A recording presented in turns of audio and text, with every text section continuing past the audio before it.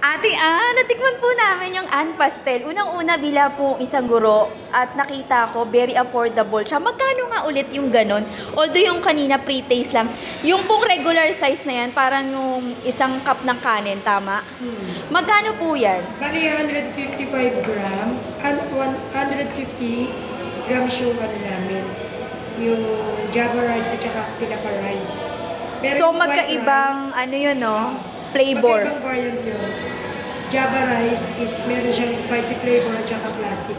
So magkano yung presyo na yun, ate? Bali, 25 ang isa. Oh, see?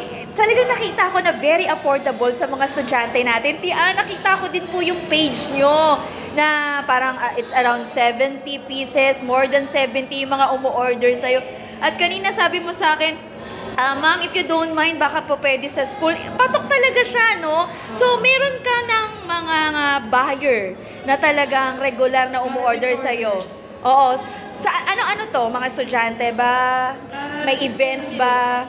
May mga event, meron na naman mga estudyante. Natulad yung Sara Soliman, yung anak ko kasi doon.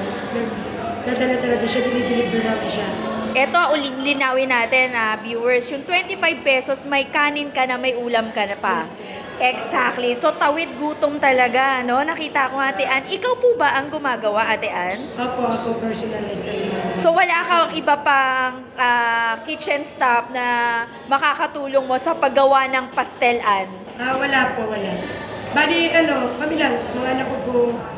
So, mga anak mo naman is very helpful, kaya nakakatulong sa iyong negosyo, Ate Ann. Sa mga design niya, mga vertical. So, ano yung mga peak season?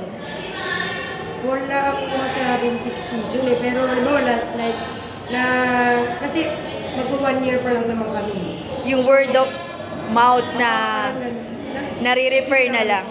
Tapos, like nung piyesta ng Quiapo. Kasi mabili.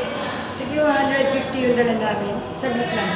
So kung o-order po kami, let's say we have the event, very convenient po sa halagang presyo 25 pesos. Natikman ko personally, yung iyong tinapa with rice, ay dun po sa web, sa page nyo, sa FB, yes, which is Pastel Ann, nakita ko. Nag-a-accommodate kayo ng order dun. So ahead, ilang araw bago makuha?